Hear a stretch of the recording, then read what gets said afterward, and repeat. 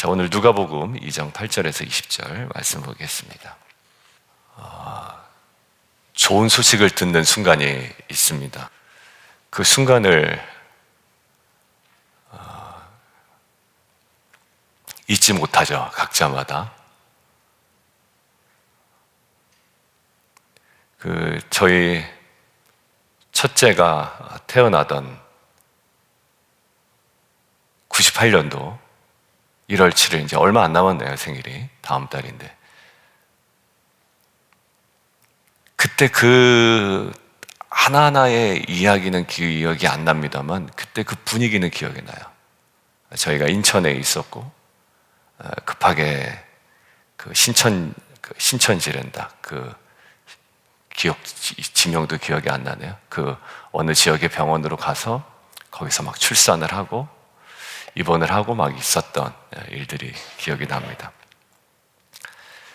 기억에 남는 순간들을 경험한 장소들, 또 그 분위기들 우리는 기억을 하죠.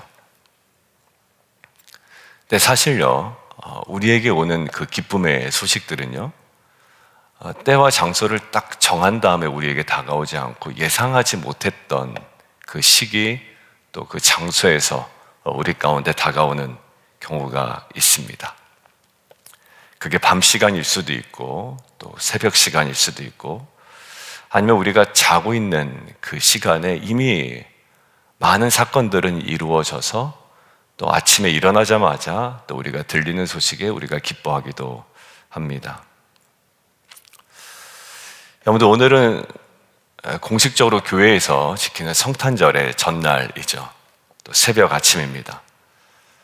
여러분들, 하나도 화려한 날이 아니고요. 또 지금 분위기는 막 소비가 막 진작되는 그런 분위기도 아닙니다. 미국이나 한국이나 좀 조용하게 지나고 있는 연말입니다.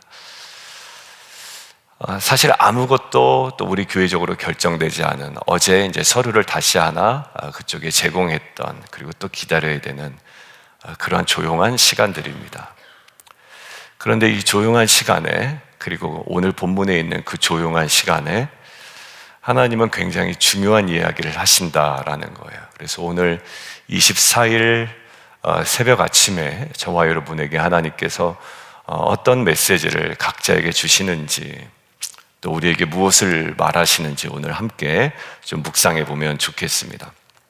첫 번째는요, 지금 저희가 계속 묵상했던 내용과 또 우리 여호수아의 내용과 또 어제의 메시지와 저는 동일하게 다가오는 메시지가 하나 있는데, 첫 번째는요, 하나님은 가장 낮은 자리에서 이 복음을 시작하신다라는 겁니다.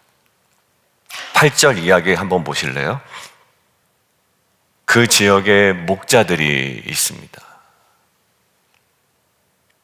밤에 밖에서 양떼를 지키더니, 대단한 사건이 아니라는 것에 여러분들 주목하시면 좋겠습니다. 오히려 성경은 대단한 사건일 때도 주목해야 하지만, 아무런 사건이 벌어지지 않는 작은 일상인 장면에도 우리는 묵상을 해야 됩니다.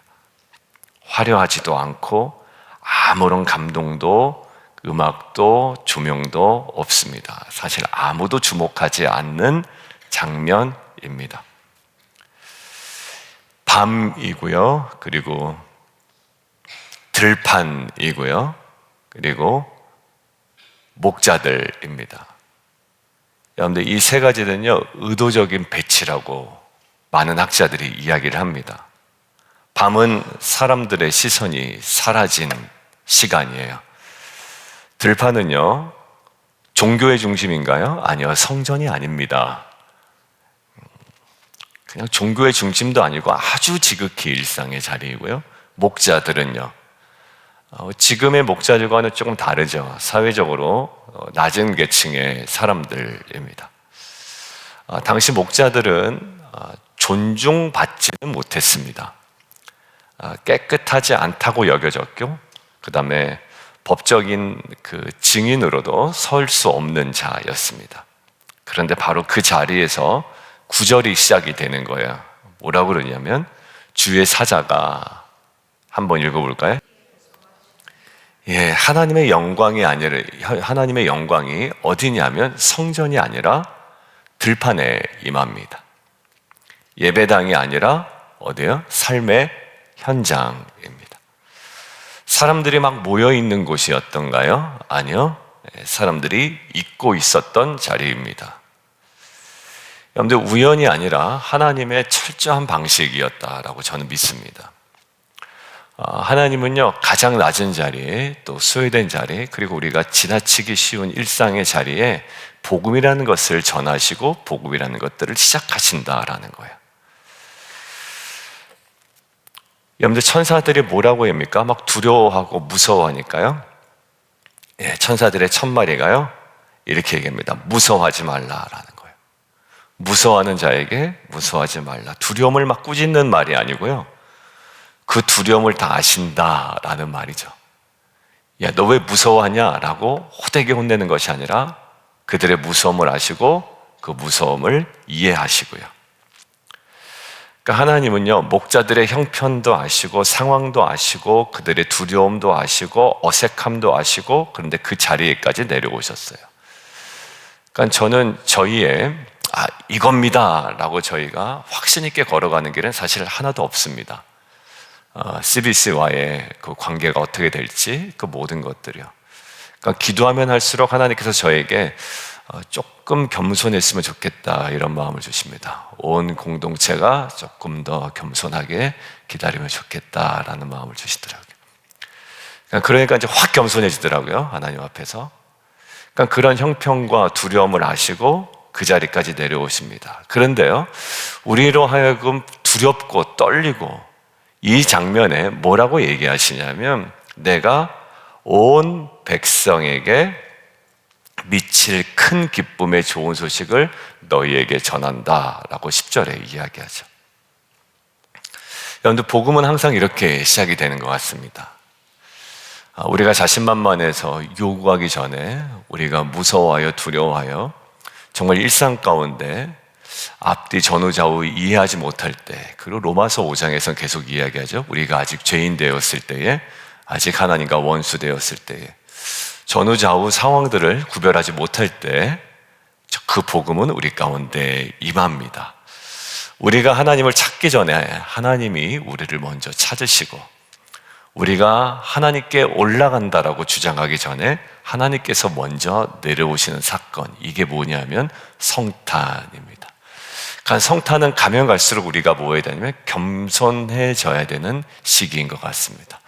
준비돼서 온 것이 아니라 하나님께서 작정하시고 오셨기 때문에 그렇습니다. 빛과 소금 교회가 막 그동안에 준비되고 성장하고 하나님 보시기에 마음에 너무 합하여 진 부분도 물론 있겠지만, 하나님께서 분명히 그와는 상관없이 작정한 부분이 있고, 우리는 매 순간 겸손히 주 앞에 나가야 되는 존재라고 믿습니다. 무서워해야 되고요, 그리고 하나님의 음성을 들어야 합니다. 무서워하지 말라, 큰 기쁨의 소식을 너희에게 전하노라.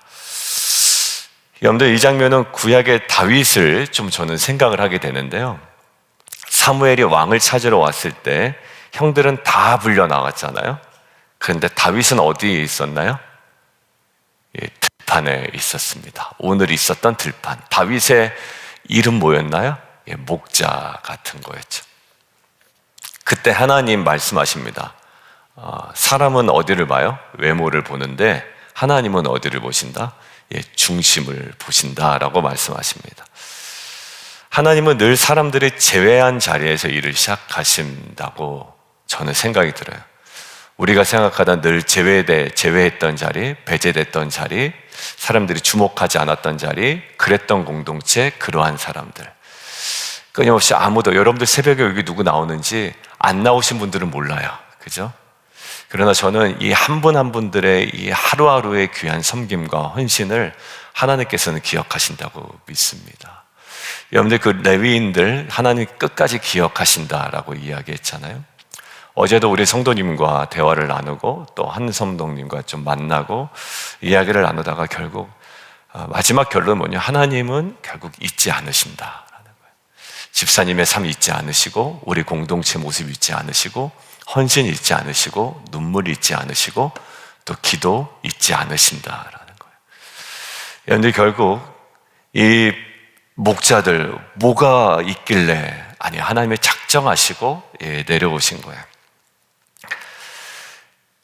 사람이 적을 때 밤중에 긴급 호출이 올 때도 있습니다. 여러분들 그것은 때를 정하고 오는 건 아니에요. 하나님이 작정하시고 그 상황에 맞게 알려주시는 겁니다. 사람이 잠잠해질 때, 또 인생이 조용해질 때, 사람이 겸손해질 때, 그때 하나님이 말씀하시는 것 같아요. 우리가 우리의 생각이 굉장히 많아질 때, 오히려 우리의 주장이 많아질 때 하나님은 잠깐 스탑하실 때가 있는 것 같습니다. 왜냐하면 너무 우리의 공로가 높아져서 그것이 우리에게 하나님의 뜻을 분별하는 데 방해가 된다라는 마음이 주시더라고요.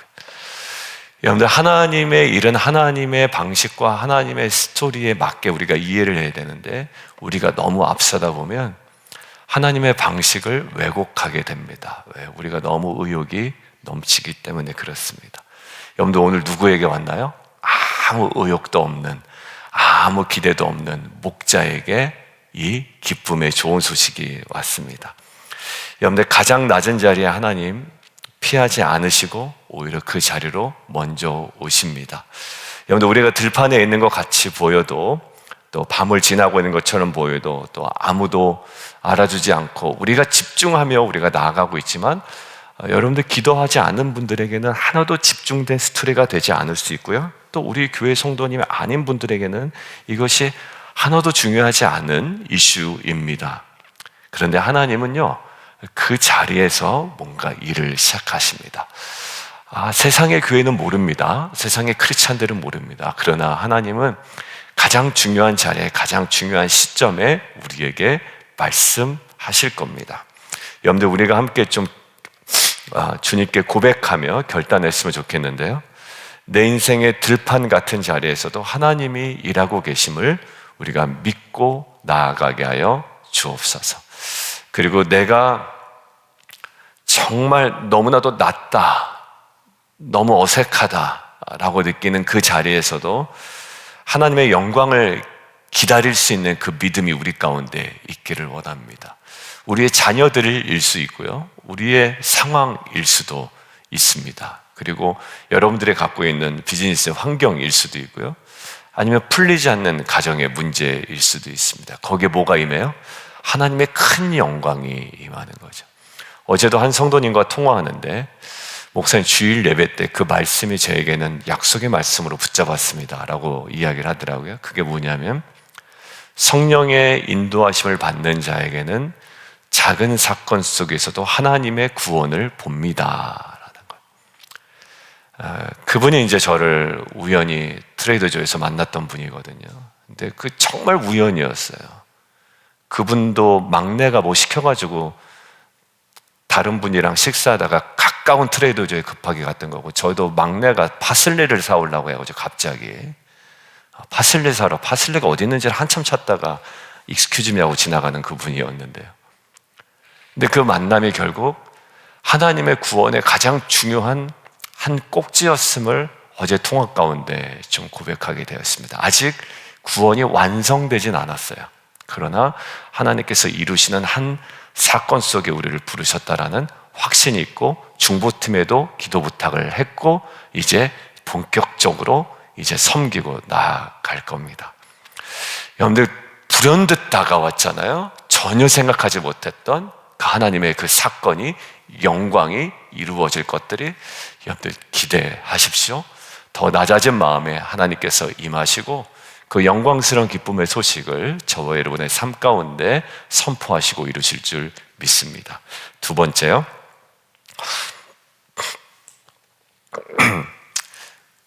가장 낮은 자리에서, 예상치 못한 자리에서 복음이 시작이 되었는데, 그러면 그 자리에 있던 사람들은 어떻게 변화시켰을까? 복음이 말이죠.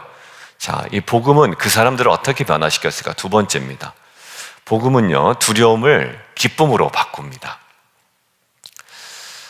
제가 어제도 이제 통화하고 또 한 분은 직접 가서 만나고 이렇게 얘기하면서 복음은 모든 두려움을 내쫓는구나. 우리가 요한 사도의 서신처럼 여러분들 두려움을 내쫓아요. 사랑은 두려움을 내쫓고요. 복음은 두려움을 내쫓습니다. 오늘도 마찬가지예요. 얼핏 들은 복음은요 두려워요. 왜요? 지옥을 얘기하고 천국을 얘기하기 때문에 그렇습니다. 죄를 얘기하고 사망을 얘기하기 때문에 그렇습니다. 그런데요 진짜 복음은 두려움을 내쫓고 기쁨을 우리 가운데 회복합니다. 그런데 9절 다시 보면 하나님의 영광이 임했을 때 목자들의 반응이 뭐예요? 크게 무서워하죠. 그 영광은요 먼저 두려움을 일으킵니다. 하나님 앞에서요 벌벌 떠는 게 원칙이에요. 모세도요 이게 만만치 않았단 말이에요. 그래서 신을 벗으라고 이야기하잖아요. 여러분들 두려움은요 믿음이 없어서가 아니라 하나님을 제대로 만났다라는 증거예요. 여러분들 복음을 만나면 사실 그렇습니다. 불편한 거예요 처음에 복음은. 근데 그 과정을 거치고 깊은 지경에 들어가게 되는 거죠. 복음 처음 만나서 좋아하는 사람 없습니다. 왜? 그 사람 죄인이라고 이야기하고 당신 죄의 삭은 사망이라고 이야기하는데 여러분들 이게 두렵지 않고 기분 나쁘지 않고 어떻게 이것이 우리 가운데 받아들여지겠어요? 여러분들 사람은요 하나님 앞에 정확하게 서면 자신이 얼마나 작은지 얼마나 연약한지 얼마나 숨길 것이 많은 사람인지 드러납니다. 그런데 천사의 첫 말씀이 중요한데요 두려워하지 말래요. 이 말은 우리 안에 어떤 설명을 하기 위함도 아니고요 또 설득도 아닙니다. 뭐냐면요 명령이에요. 두려워하지 마라는 거예요. 두려워하지 마. 그리고 복음이 선포되죠. 온 백성에게 미칠 큰 기쁨의 좋은 소식을 너희에게 전하노라. 여러분들 여기서 중요한 것은 저는 순서라고 생각하나요? 첫 번째가 뭐였냐면 두려움이었어요. 두 번째는요 기쁨이에요. 두려움이 먼저고 기쁨이 나중입니다. 여러분 하나님은 두려움이 없는 사람에게 복음을 주시는 것이 아니라 두려움 한가운데 있는 사람에게 복음을 주십니다. 여러분들 우리가 하나님 이제 행하실 줄 압니다. 여러분들 그 마음도 우리에게 참 좋은 믿음이긴 하지만 그러면서도 우리 마음에 어떤 마음이 있어요? 늘 두려움이 있고요. 우리의 연약함에 대한 고백이 있습니다. 하나님 연약합니다. 하나님 제가 믿음이 있는 사람인지 없는 사람인지 모르겠습니다. 여러분들 이것이 우리의 사실 실존이거든요. 우리의 믿음은 완전하지 않습니다. 하나님께 그렇게 고백하는 거예요. 하나님 이런 믿음이 있었지만 오늘 또 우리 마음이 흔들립니다. 주여 우리는 연약합니다. 그 찬양 아시죠? 오늘 또 저는 실수합니다. 여러분들 이 두려움 한가운데 있는 사람에게 복음을 주세요. 11절 뭐예요? 오늘 다윗의 동네에 너희를 위하여 구주가 나셨으니 곧 그리스도 주시니라. 여러분들 이 복음이 어떻게 들려오는지 잘 보세요. 짧지만 굉장히 무겁습니다. 무섭다는 게 아니라 굉장히 무겁게 다가오죠. 거기 핵심적인 단어가 뭐냐면 저는 밑줄을 그어놨는데요. 누구를 위하여? 네, 너희를 위하여라는 거예요. 너희를 위하여. 이게 참 복음에서 많이 나오지 않는 표현이거든요. 여러분들 모세에게 보낼 때 누구를 위하여 일을 하시겠다 이거요? 나를 위하여, 내 자신을 위하여, 내 영광을 위하여 내가 일하겠다. 이 백성들 내 이름의 영광을 위하여. 근데 지금 이 복음의 핵심이 뭡니까? 너희를 위하여. 여러분들 그냥 일반적인 소식이 아니라요. 너희를 위하여, 나를 위하여, 나를 향한 소식입니다. 여러분들 이 복음은요 그래서 기쁨이 됩니다. 여러분들 이 소식이 우리 교회를 위하여 또 우리 성도님들을 위하여 또 특별히 저 여러분의 자녀들 위해서 기도하죠.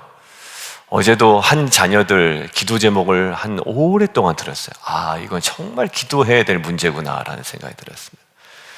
여러분들 자녀들 위해서 기도하러 나오신 분들이 참 많을 겁니다. 여러분들 이것들은 연말 지나가기 전에 분명히 응답돼야 될 부분들이 있는 가정도 있어요. 제가 어제도 한 가정 얘기했습니다만 연말과 연초에 무엇인가를 결정해야 됩니다. 그 가정도 기도 제목을 주셨는데 여러분들 그거 뭐래요? 저는 묵상하다가 어떤 마음이 들냐면 너희를 위하여, 그리고 그분에게는 그 가정을 위하여, 가정을 위하여. 정말 가난해지셨거든요. 모든 가정들. 목사님 잘 모르겠어요. 어느 것이 좋은지 몰라요. 그리고 그것은 얘기하다가 아들도 이렇게 울컥울컥 했다라는 거예요. 여러분들 그 가난한 마음 가운데 하나님 역사해달라는 제 마음이 들더라고요. 이제 살만하다라고 이제 뭐 원래대로 돌아가는 모습도 아니에요. 그 가정들은 지금 간절함으로 나아갑니다. 여러분, 하나님 너희를 위하여라는 이 메시지가 오늘 이 새벽 아침에 들려지게 해주십시오. 너희를 위하여. 여러분들, 부활하신 예수님이 제자들에게 하신 말씀이 똑같아요. 뭐라고 그러는지 아세요? 혼내지도 않으세요. 두려워하지 말라라고 말씀을 하시죠? 똑같이요. 명령이죠. 근데 뭐라고 이야기하세요? 제가 말씀드렸는데 너희에게 평강이 있을지어다. 누구에게?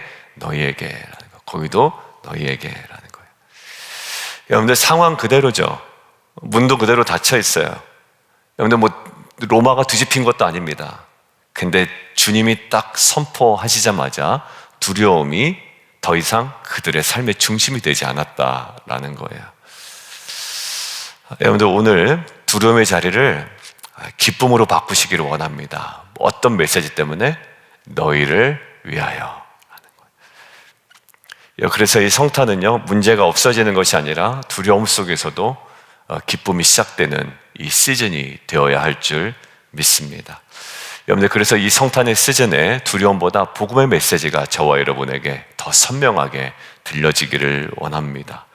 그리고 아직 두려움이 남아 있어도 복음의 기쁨을 붙들기를 주님의 이름으로 축원드립니다. 우리 세 번째, 우리 함께 나누겠습니다. 여러분들, 그러면 이 만남의 끝, 어쩌면 두려움을 기쁨으로 바꾸시고 복음은 그렇게 그냥 기쁨으로, 감동으로 끝나는 것인가? 근데 오늘 본문에 보면 아주 중요한 장면을 하나 좀 묵상하게 되었습니다. 그냥 기쁨으로 그냥 가볍게 집으로 오늘 돌아가시면 되는가? 네, 근데요, 상황은 여전히 그대로잖아요. 아직 교회에서 연락도 아직 오기 전이고, 또 우리의 자녀의 기도 제목은 아직 응답되기 전이에요. 어제 말씀드렸던 가정, 오늘 말씀드렸던 가정, 아직 길게는 내년까지, 또 내년 봄까지 기다려야 됩니다. 근데 중요한 거 세 번째 뭐냐면, 이 복음을 접한 사람들의 특징이 오늘 나오는데요. 20절 한번 보겠습니다. 19절은 여러분들 개인적으로 묵상하시고, 많이 얘기했기 때문에 19절은 반복해서 말씀드리지 않겠습니다. 20절 한번 읽죠.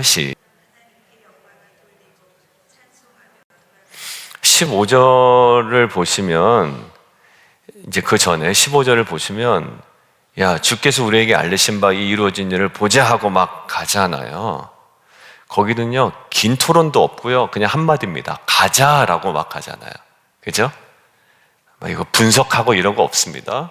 야, 한번 보러 가자. 복잡하게 만들지 않아요. 16절, 봐요, 아기를 찾아서요. 근데 천사가 말한 그대로입니다. 말씀과 현실이 일치하는 경험. 그죠? 말씀과 현실이 일치하는 경험. 여러분들, 지난 올 한 해 때 우리 가운데 받았던 말씀과 현실이 일치하는 경험을 우리는 보게 될 거예요. 어느 교회가 되었든지 간에. 하나님께서 새로운 길을 여시고, 새로운 은혜를 주시고, 만나와는 다른 은혜를 주시고, 이제 확장이라는 비전을 주시고, 그 말씀과 일치하는 현실을 보게 될 거예요. 그리고 17절을 보면요, 그들이 본 것을 알립니다. 여러분들, 설교를 배우지도 않았어요. 훈련도 받지 않았습니다. 근데 말해요. 왜요? 만났기 때문에 그렇습니다. 봤기 때문에 그래요. 경험했기 때문에 그렇습니다. 우리 공동체가 어떠해야 되는지를 분명히 얘기해요. 말합니다. 여러분들, 훈련받은 사람을 통해서만 전해지지 않아요. 복음을 경험한 사람들을 통해서 전해지는 거예요. 그것은 확실해요. 그 전도 폭발을 훈련을 받아서가 아니라요, 복음을 경험한 사람은 전합니다. 그리고 중요한 장면이 20절이에요. 보세요. 하나님께 영광을 돌리고 찬송하며 돌아갑니다. 잘 보세요. 어디에 제가 집중을 했냐면, 이들이 어디로 가요? 돌아갑니다. 돌아갔다라는 건 일상으로 돌아갔다라는 거예요. 다시 들판으로 돌아갑니다. 다시 밤을 지키는 자리로 돌아갑니다. 다시 양을 돌보는 자리로 돌아갑니다. 다시 각자의 부엌으로 돌아갑니다. 각자의 가정으로 돌아갑니다. 각자의 일터로 돌아갑니다. 각자의 학업의 자리로 돌아갑니다. 그런데 직업도 바뀌지 않고 환경도 바뀌지 않고 상황도 바뀌지 않았거든요. 그런데 사람들이 바뀌었다라는 거예요. 어떤 사람은요, 예배자로 바뀌죠. 모든 것으로 인하여 하나님께 영광을 돌리고 찬송하며 돌아갔다라는 거예요. 여러분들 같은 자리인데요, 이제는 예배자로 돌아갑니다. 불평하며 돌아가지 않습니다. 체념하며 돌아가지 않는단 말이에요. 영광과 찬송을 안고 돌아갑니다. 여러분들, 우리의 모습이 될 거라고 저는 믿습니다. 영광과 찬송을 안고 우리가 각자의 자리로 돌아갑니다. 이게 성탄의 완성이라고 저는 봐요. 엠마오로 가는 두 제자가 생각이 나더라고요. 여러분들, 절망하며 막 떠났죠. 근데 말씀 가운데 예수님이 하나하나 풀어주는 가운데 어떻게 되면 주님을 만나고 복음을 만나니까 어떻게 됩니까? 그들의 직업이 바뀌었나요? 아니죠. 뭐 상황이 대단히 바뀌었습니까? 로마라는 둘러싸고 있는 상황이 그대로거든요. 근데 어떻게 해요? 두 사람이 바뀝니다. 여러분들, 이게 복음이에요. 복음은요, 상황을 바꾸는 것이 아니라요, 지금 20절 보니까 사람을 바꾸죠. 온전한 예배자로 바꾸죠. 찬송하는 자로 바꾸죠. 영광을 돌리는 자로 바꾸죠. 여러분들, 복음의 핵심이에요. 우리는 복음을 들으면 우리 주변이 싹 다 바뀌었으면 좋겠다라고 생각하지만 복음의 가장 중요한 핵심은요, 나를 바꾸는 복음의 능력입니다. 여러분들, 여행 다녀올 때 아시죠? 먼 여행, 여행 유튜버들이 참 많아요. 유튜브를 보면 직장을 그만두고 여행을 떠납니다. 그런데 나름대로의 전 세계 루트를 정하고 이제 그 볼리비아인가요? 어디에 우유니 사막을 마지막 지점으로 삼았던 젊은 유튜버가 하나 있어요.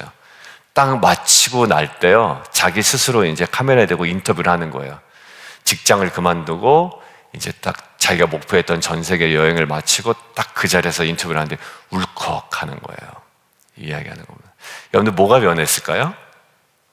뭐 환경이 바뀌지 않았어요. 직업이 바뀌지도 않았어요. 여전히 뭘 해야 될지 몰라요. 근데 그 안에 눈빛이 달라요. 말이 달라요. 그가 무엇인가를 경험했기 때문입니다. 중요한 거예요, 그 사람이 바뀌었다라는 거예요. 여러분들, 성탄은요, 현실을 막 그냥 잊어버리는 날도 아닙니다.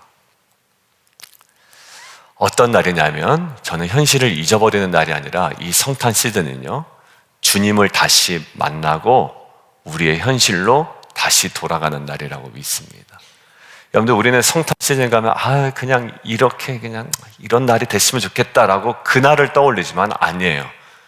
우리는요, 복음을 다시 만나고 우리의 일상으로 다시 돌아가는 날이 되어야 됩니다. 설거지 안 했으면 좋겠고 직장 안 나갔으면 좋겠고 공부 안 했으면 좋겠는 날이 아니라 주님을 만나서 왜 그것이 나에게 중요한 일인지를 다시 깨닫고 그것으로 돌아가며 찬양하며 영광 돌리는 삶으로 살아가는 것이 진정한 성탄의 메시지를 경험한 자의 모습이라고 저는 믿습니다. 여러분들, 오늘 이 새벽 끝나면 우리는 또 각자의 자리로 돌아갈 것입니다. 같은 집으로 가고요, 같은 남편을 만나고요, 같은 일터로 가고 같은 현실로 가게 될 거예요. 여러분들, 한 가지 질문을 가지고 돌아가셨으면 좋겠습니다. 나는 오늘 어떤 사람으로 돌아가야 하는가라는 거예요. 오늘 예수님을 만난 예배자로 돌아가기를 원합니다. 그리고 두려움이 아니라 기쁨을 품고 돌아가기를 원하고요, 불평이 아니라 찬송과 영광이 가득한 삶으로 각자의 일터로, 자리로 돌아가는 은혜가 있기를 원합니다. 성탄 전날 우리에게 주신 하나님의 메시지라고 믿습니다. 함께 기도하겠습니다. 우리 함께 좀 기도하겠는데, 우리가 첫 번째, 우리의 인생에 어찌 보면 들판 같은 자리에서도 하나님이 찾아오심을 우리가 좀 확신하고 믿고 또 두려워하지만 또 소망 가운데 기다리게 해달라고 우리가 좀 기도했으면 좋겠습니다. 그리고 두 번째, 여전히 남아있는 우리 안에 두려움이 있지만 하나님 복음의 기쁨이 우리의 삶의 중심이 되게 해 주십시오. 그리고 세 번째, 하나님 이 성탄 시즌에 주님을 그리고 복음을 진정으로 하나님 만나고 경험하고 다시 삶의 자리로 우리가 돌아갈 때 예배자로 또 증인으로 온전히 돌아가 하나님 주신 사명의 길을 걸어갈 수 있도록 주님 인도하여 주옵소서. 자녀 앞에서의 부모의 모습도 사명이며 배우자를 향한 나의 모습도 사명이고 지체 앞에서의 나의 태도도 사명입니다. 하나님 빛과 소금으로서의 사명자로 다시 찬양과 영광 가득 안고 돌아가는 귀한 은혜 있게 하여 주옵소서. 우리 주님 이름 한번 부르고요 함께 기도합니다.